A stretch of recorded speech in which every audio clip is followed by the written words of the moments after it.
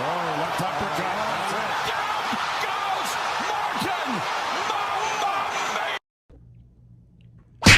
What it do, baby? It's your boy Enrico, and I'm back again. This time I came to holler at y'all about the fight that went down last night between Gervonta Tank Davis and Frank the Ghost Martin. Look, man, Frank Martin, he gave a valiant effort. He came to fight. You know, he pressured Tank. He started out early. He started out aggressive. He had a good game plan. I will give him and Derrick James a great kudos for the game plan. They had the right game plan, to be honest. They did everything pretty much that they should and could do. You know, as far as the matchup, you know, he was using the jab. He was moving around greatly. He wasn't letting Tank, you know, he wasn't standing in front of Tank. You know, he wasn't giving Tank easy targets. He was staying on the move. He was being pretty elusive. He caught Tank with a couple counters early in the fight that I felt like got Tank respect a little bit. You know, certain moments, you know, he got Tank respect because, you know, Tank was trying to take off on him, and he countered Tank a couple times. He caught him, you know, and he controlled distance very good early in the fight. But as the fight wore on, Tank mental and physical pressure just, you know, started to add up, and it took a toll on Frank, man. You can just see that he started to wilt under the physical and mental pressure of that Tank was giving him. And people don't understand the sport of boxing, man. Like, Tank was putting pressure on him without throwing very many punches. Like, if somebody doesn't understand the sport of boxing, you will look at that fight and you gonna say, what you mean he putting pressure on him? He's not doing nothing. But Frank understands and understood that he doesn't want to sit in the pocket with Tank. They got into a couple of nice exchanges, like in the first 3 or 4 rounds, where neither one of them landed clean. But this is just my interpretation of watching the fight. When them situations took place, Frank got like the wake up call, like, oh shit. Like, he felt /seen / felt, like I said, with the energy, with the actual punches, the actual physical, all that. He felt what the fuck was coming his way. And he knew this will not end well if I sit in this damn pocket. I can't sit here in the middle of the ring and think I'm just gonna be able to counter and swing on this man, and we just gonna be going back and forth trading and I'm gonna be okay. He knew that wasn't gonna be the case. He knew he was gonna get clipped. He knew he was gonna get caught.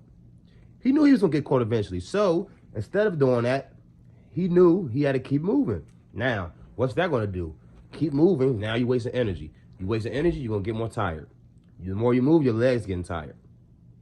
So I'm talking to my brother after the fight. He telling me, like, yeah, even Frank said it after the fight, he should have stuck to his game plan. Like, if he had stuck to his game plan, he'd have been all right. You know, I don't know why he started going to the ropes and going against the ropes. Like, if he was like, if you're going to trade, you might as well trade in the center of the ring where you got a better chance for yourself. Blah, blah, blah. Listen. My brother John is actually on point with that information. All that information I just said, all those statements he made, those were true statements. That would have been more of a benefit if he'd have stayed in the middle of the ring. I mean, you're going to end up swinging and trading and taking punishment anyway, which happened when he was against the ropes. So you might as well do it while you're in the center of the ring. That makes more logical sense, right? Here's the problem. That's why I tell my brother, you acting like Frank wants to get into exchanges with him. You think he wants that? He doesn't want that. He's not throwing in the middle of the ring with him because he doesn't want to throw with him. He's only throwing with him against the ropes because he has nowhere to go. And Tank is cornering him, pressuring him against the ropes. He has nowhere to go. So now he has to throw punches. He's trying to move away from Tank. At certain points you could tell Frank was trying to get away. Tank's pressure made that impossible. It reminded me of when I watched Canelo fight Charlo. He didn't give Charlo a second to rest the whole fight. He never, ever gave Charlo a second to breathe. Every time Charlo moved and tried to set up, Canelo back in his face. Literally, like, you couldn't rest. That's where Frank was at last night. He got introduced into another level, and he's going to be better for it. Now, I'm going to say this about Frank. I liked Frank Martin before the fight. I really like him. I still like him now. I might like him even more now after the fight. You know, I knew he wasn't quite ready for Tank. I knew that. Obviously, he believed in himself, which he should have. But I knew he wasn't ready. I knew he was going to lose. But he had a very impressive game plan. Shout out to Derrick James. Like I said, the game plan was great. It's just that physically he couldn't hold it up. He couldn't just continue to be that great as a boxer, being that elusive, keep moving, keep boxing around Tank, and and then being that effective to be able to win the fight. It wasn't going to happen. And you seen he started holding Tank, like viciously holding Tank, Like anytime he was getting in trouble, he would hold, he would grab, pivot early in the fight, and it was very effective. But as the fight went on, Harvey Dent started warning him to watch the holding. He was grabbing Tank's head, pushing his head down. He was grabbing him, so he started warning him. And then as the fight wore on, he just kept grabbing him more and more. And the grabs started becoming way more excessive, started becoming way more desperate. You could see like he was grabbing because every time he was in a sticky situation, he would grab. And it's like, you're not going to be able to go through a whole fight like that, bro. It's just not going to happen. The ref not going to let you do it. The crowd going to start booing you, everything. Like, everything will turn against you. So he knew he couldn't keep grabbing. So he tried to get on his bike. He tried to stay away from Tank. He tried to move. And it was working. But he eventually just wore down. And Tank started catching him. He started closing the distance. And once Tank started closing the distance, we already know he's going to close the show. Now, let me get to the Gervonta Tank Davis from Baltimore, Maryland. Maryland, stand up. We did it again, man. We got another one. Hey, listen, man. And anybody that been listening to me talk about Tank, y'all know I've been saying he one of the best for years now. But Tank is literally one of the best fighters I ever seen fight in my life. And I seen like the end of Roy Jones' prime. That's how far I go back. It's like the end of Roy Jones' prime. So the greatest fighters I've seen in my own eyes, for sure, is Roy Jones Jr., Floyd Mayweather Jr.,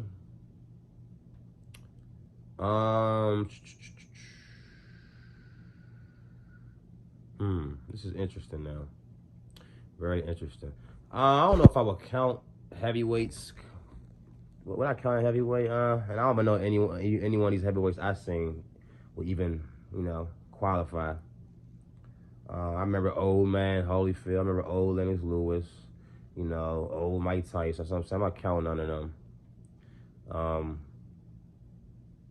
Yeah, Usyk, he's very great. I don't know if I got him that high. Fury was very great. I don't know if I got him that high. Yeah, man, that's pretty much it. It's like Floyd and Roy. And I could throw maybe Canelo in there. That's the best that I've seen in my own eyes. I would throw Canelo in there. And after that,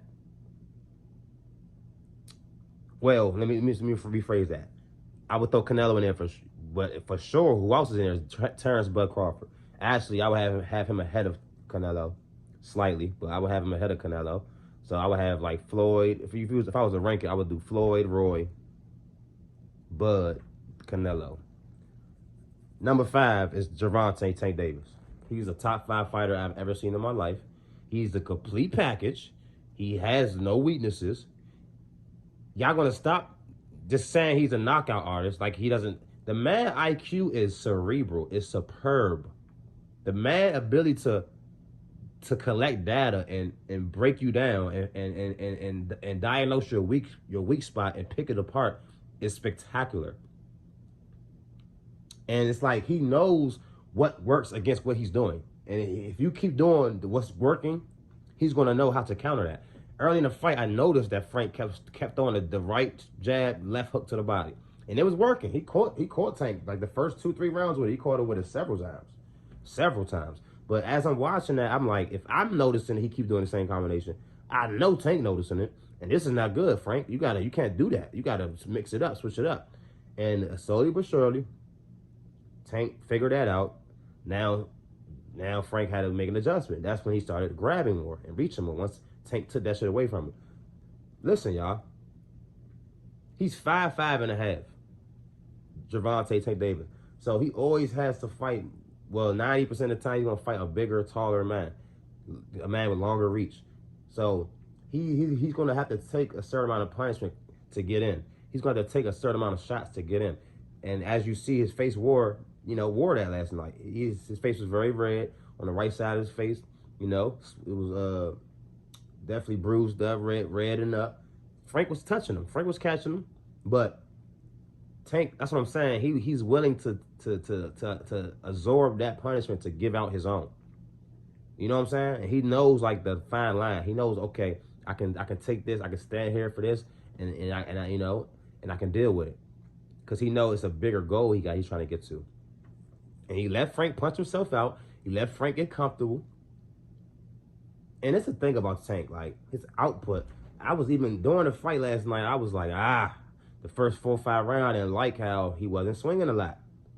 He wasn't. He never swings a lot. But in this fight in particular, I was like, he might need to swing a little more, just so he won't allow Frank to just win all these rounds. Because if it somehow don't, if the knockout don't come out, the knockout don't come, and you have to rely on the judges, you're gonna need these rounds. So I didn't love how he was losing the fight early on, but I realized and understood that the thing about Tank, like, he makes every punch count. He doesn't just throw punches to throw them.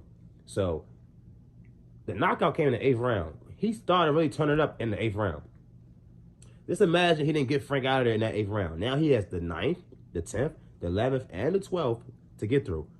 So he had plenty more time to start unleashing punches. And like I said, Tank unleashing punches is different than the average man.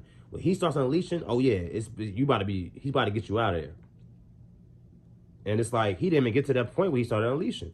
He started getting aggressive, but he caught Frank with 2 clean shots. It wasn't like he was just unloading on him. He definitely had him against the ropes, but he caught him he threw the straight right, or the hook, whatever it was, to bait Frank. He reacted to that. Here comes the left uppercut, right down the chimney. Bow! Nighty night. He's basically asleep on his feet. And he popped back up off of sheer heart, sheer determination, and mind power. So I give Frank kudos for that. But in all actuality, he should have probably stayed down. He probably should have went down and collected himself and then got back up, because he probably would have been able to, recover from that knockdown. But the fact that he, refused to go down initially and stood up, that was all she wrote, because he stood up. He didn't have his guard down up. He clearly was woozy. Stood up and just had his chin right there, and Tank finished him off, man. Finished him off. That was an ugly knockout, a vicious knockout, savage knockout. I'm so happy Frank is okay, because I don't want to see nobody get hurt or nothing bad happen to nobody, man, in the sport of boxing or any sport. So I'm so happy Frank is healthy, man. But that was a vicious knockout. I'm talking about, man. Woo-wee! That boy Tank is different, boy. He different. The way he started using his jab, the lead jab to the body, the way he started, the way his IQ, his footwork, the way he cuts the ring off, the way he was throwing the left hook when Frank was trying to move to his right. He was throwing that left hook like, nah, get your ass back over here, to keep him in front of him. The little things like that. The constant pressure, the constant throwing it to the body. He's not throwing that many, but he was throwing them body shots. And then when they put the camera on Derrick James and Frank in that one round, Frank said, Derrick James asked him, he was like, none of them shots he throwing hitting you, are they? They ain't hurting you, are they? And Frank was like, nah. He was like, yeah, but the body. He's like, yeah, but the body. He said, yeah, but the body. Yeah, but that body's starting to hurt. That body's starting to feel that. And, the mind can trick the body, but the body at the end of the day, it's still your body. You still need it. It's still the vessel that you need to do whatever you need to do. So you can say in your mind, you want to do this. If your body not going to let you do it, you can't do it. And Tank disabled that man's vessel. He wore him down, walked him down, and he knocked him down, and he got him out of there. Gervonta Tank Davis is the complete package. He's way more than just a knockout artist. He's a cerebral fighter. He has great IQ. He has great stamina. He has a great chin. He has a great chin. He can take a punch, and we all know he can give a punch. We all know 30-0, y'all, with 28 knockouts. His knockout percentage is now, I believe, 94%. 94% knockout percentage. I don't even know if Mike Tyson shit was that high. This shit is crazy, man. Crazy. Final stats, man. Just to give y'all a couple stats real quick. Then I'm gonna wrap it up. Tank landed 44.4% of his punches. Tank landed 44.4% of his punches. Frank landed 30% of his punches. So you see there's a clear advantage for Tank. The jabs, Frank landed 33 jabs. Tank landed 25. 22% for Frank, 32% for Tank. Power punches, Tank landed 54 and Martin landed 48. Martin landed on 40% of his power punches, while Tank landed on 53.5% of his 54 power punches. So Tank just was a more accurate puncher. We all know this. He has a less output, but he makes it count more. And that's what he does, man. He breaks you down and rolls you up and smoke your ass up like a Jay Azar, man. And you know, he was smoking on that ghost pack last night, man. And Tank, man, he's a fool. When he came out to that Ghostbusters joint, y'all, I was crying, dying, laughing, man. Hey, that reminded me when Floyd fought Robert the Ghost Guerrero back in the day. Floyd did the same thing, man. So I don't know if you remember that Tank. I don't know if he got that from Floyd or they just made that up on their own, you know. Cause it's possible they didn't actually remember that or seen that, and they just came up with the idea originally in their mind. But however it may be, however it came about, they got it from Floyd, then they get it from Floyd, doesn't matter. The fact that he walked out to that Ghostbusters song before he walked out, with the artist that he walked out with, I believe the artist from Baltimore, I forgot his name, but that was legendary. That was great. That was so catchy and spot on, man. Like that was perfect, man. That was perfect. And they had the whole shirts. They had the t-shirts and everything to go with it. The t-shirt said, "Who you gonna call?"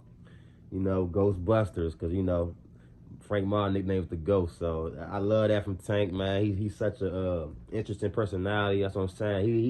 He's a great mix of like being a great showman, kind of talking the talk, walking the walk, but he's also humble at the same time. He's very respectful to the game of boxing and his opponents as well. And that's the thing I like about Tank. Like, he talks his little shit, he has his fun, but he's not like an ignorant ass, trash talking like brat or nothing like that. Nah, he's a humble dude. Like, he's a professional. He wants to be great. He does certain things in a way that is professional and shit like that. And I don't think he gets enough credit for that. And I definitely know he don't get enough credit for his boxing IQ and all the shit that he brings to the table, the traps that he sets. Like I said, his footwork, his stamina, his endurance, his chin, all that shit, man, makes him a great fighter. Not just his punching power, not just his knockout ability. The man 5'5". Almost every fight he's fighting taller, bigger people. You got to have more than just knockout ability to just beat all these people like that. You feel me? And I think the boxing world be underselling this man, to be honest. Like, he's one of the greatest fighters I've ever seen in my life, and I'm not holding that shit back no more. Like, he's one of the greatest I've ever seen. He's gonna go down as an all-time great, and that, I'm stamping that. And Shakur Stevenson, I'm gonna end it off with this. Shakur. Yeah! You talking that shit? You gonna get what you want, boy. You gonna get what you want. You keep running your fucking mouth, boy. And listen, I'm a fan of you, Shakur. I am. About 5+ years ago, when all y'all was coming up, Haney, you, Garcia, and Tank, I had my eyes on all y'all. I pointed at all y'all. I said, all these guys have potential to be great. And throughout y'all careers to this point, all y'all have showed that potential. And y'all have showed greatness to this point. Each and every one of y'all. But Shakur, you be talking so much shit trying to hop out there with this boy Tank. And it's like, bro, you talking too much. You doing way too many interviews. I see you on Twitter talking way too much. Like, bro, get ready for your own fight, first of all. Take care of your business. And then when it's time to fight Tank, make sure you're ready for that. Don't fuck up the deal, trying to be selfish, trying to get more money. You're not the A side. You and your team work with Tank team. Both of y'all come up with a fair deal for both sides, and let's get it on.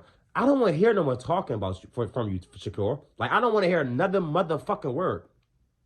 Like, we know you want to fight Tank. They asked Tank about you. He said, I'm with it. I'm with whoever, whenever. This is get this shit done. As long as this shit makes sense for me, I'm cool. It don't matter. Tank not ducking you, bruh. You out here crying, begging from the top of the fucking hill, screaming Tank name. Tank, this is fight, man. Come on. Like, bruh, you gotta earn this shit, boy. And you got them people behind you, dog. Them people trying to pump you up too, boy. Talking about some 50-50 fight. And oh yeah, I still don't know who's gonna win, Shakur or Tank. Hey, more power to them people. I'm not knocking y'all. Everybody got their own opinion. Y'all entitled to have y'all opinion. But I just hope and pray that Vegas see it the same way. Because the day they announced y'all fight, and them odds 50, I don't. First of all, I don't care what the odds are. I'm going to Tank regardless. But them odds come out 50-50 or something like that, or even fight, I'm putting that bag on Tank. Because you can't do shit with him, Shakur. You don't hit hard enough. I'm sorry, you just don't. You're not gonna be willing to sit in the pocket enough, in my opinion, to land anything significant against Tank. And all that jabbing and hopping back, lunging back 18 feet backwards and shit like that, that shit not gonna win against Tank. They'll let you get a couple wins on top rank and all that, doing shit like that. Then you're not gonna beat Tank doing that. You can have Timothy Bradley, you can have Paulie, Marzolani, whoever the fuck they want to, whoever you want. All your little ESPN cornies, your top ranked people, all them people all on your line, Shakur, pumping you up. But listen, don't let them get pumped. Don't let them pump you up too much where your ass blow up. You explode because you didn't got pumped up too much. Too much air getting pumped into you, dude. Don't let that shit happen. And that shit starting to get to your own fucking head. Play this shit cool, bruh. Because you know, I used to be a big fan of you. I'm still a fan of you, Shakur. I'm just not a big fan anymore because I don't like the way you talk and like the way you trying to go about shit. Like, be more humble, be more respectful. Just beat people up. And the fight with Tank would have been all, you know, it'd have been good. It's still gonna sell. I'm not saying change who you are. Talk your shit. Be confident, all that. But you keep like trying to say this man's name. Like, bruh, fight and get the fucking fight made. I don't want to hear you keep calling his name out, bruh. You keep calling his man Tank name out like he calling you out for. Get that shit done, bruh. He not calling you out. You keep calling him out. But at the same time, you're better than him. And blah, blah, blah. I heard you said he the A side. I heard you say that in one interview. That you know that Tank is the A side. Good. You know that. I'm happy you know that. So that's one thing that we don't have to worry about, just trying to fuck the fight up. So now y'all can get past that. You're the B side. He's the A side. Make it happen, bro. And bring your best fight. He done got to fight against an athletic southpaw, a black fighter. He has power. He has twitch. He has boxing IQ. He had everything. Frank Martin had everything. And he gave Tank a good fight. But we all see what Tank just did. You know? Like, he solved that riddle real quick, man. And to be honest, Frank Martin hit harder than you, Shakur. I don't know. I don't know what your chin looking like. He took a couple mean shots from Tank before he started crumbling. He took some mean shots. So he looked like he has a solid chin at least. He you know, he doesn't have the experience you have. He doesn't have the ring generalship that you have. He's not a savant. He's not as talented as you are, Shakur. Shakur, you're very talented. Shakur is talented. He's a great fighter, but he's just not fucking with Tank. And I just need you to stop running your fucking mouth so much. Get in the fucking ring. And next time you get in the ring, don't be jumping back 18 feet after you jab somebody. And let me see you back some shit up. As far as Tank, you're great, but you talk about some, I want a Tank fight, or compare me to fight, or I'm better, or I mean, compare me to Tank, or I'm better than Tank. Oh, whoa. That's why I gotta slow your roll, buddy. That's why I gotta slow your roll. So tighten that shit up, Shakur. You're not ready for You're not ready for Tank. I'm sorry, you're just not. And Tank, keep doing what you're doing, man. After the fight, he said, you know, job not done yet. I've still got plenty of work to do. Shit like that. That's what I love to hear. He always stays humble. He loves. I love the fact that he talks in that way. He's humble. He doesn't let the success get to his head. So he's focused. He's not gonna look past anybody. And when the time comes when he fights Shakur, New Jersey versus Baltimore, it's gonna be a hell of an event, man. It's gonna be a hell of an event. Brick City versus Charm City, like I said, it's gonna be lit. I don't know. I don't know where they would have that fight at. It makes sense to have that like in New York or DC or something like that. Clearly, New York or DC would be like that for that fight. You know what I'm saying? If that shit happen, I'm going to that fight. I'm going to go to that fight. And yeah, man. Shout out to Javante Tank Davis, man. He gave us another classic. That was PBC boxing, 100th championship main event card, and the 100th anniversary, I guess you can call it, or the 100th annual, PBC event. Javante, closed the show in spectacular fashion as he always does. Shout out to David Benavidez too, man. He jumped up from 168 to 175, and he beat Alexander Goskif, the Ukrainian, last night, and pretty much handled him. Kind of cruised and coasted towards the end of the fight, but he already, the damage is already done. He already won the fight, and he mentioned after the fight that he messed his hand up, tore a tendon in his left hand. I think he also mentioned another injury, so he wasn't 100%, but he didn't make no excuses. He got the job done, and David Benavidez is a monster. He is the Mexican monster. There is no doubt about it.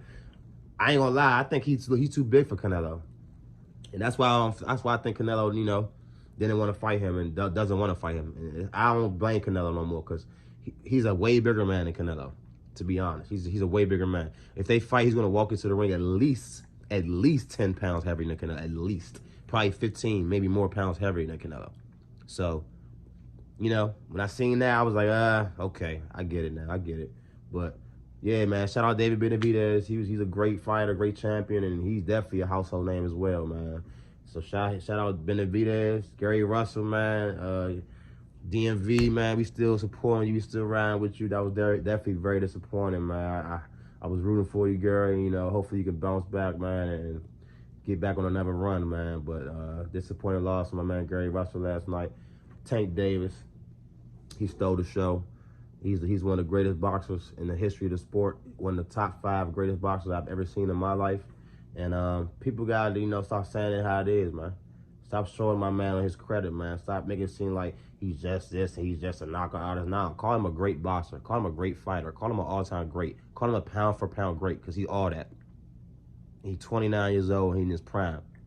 And these next 3 years about to be the best 3 years of his career. Mark what I said. It's your boy Enrico, man. I appreciate y'all for tapping in, man. Like, comment, subscribe. Definitely comment. I love the back and forth. I love the feedback in the comment section. So, everything counts. All the likes, all the comments, all the traffic that goes through my channel helps spread my video to other people's YouTube pages. So, that's only gonna help me grow. So I appreciate every like, every comment, every subscription, every watch, man. So appreciate y'all for tapping in with your boy Enrico. Make it your best time till next time, y'all. Peace.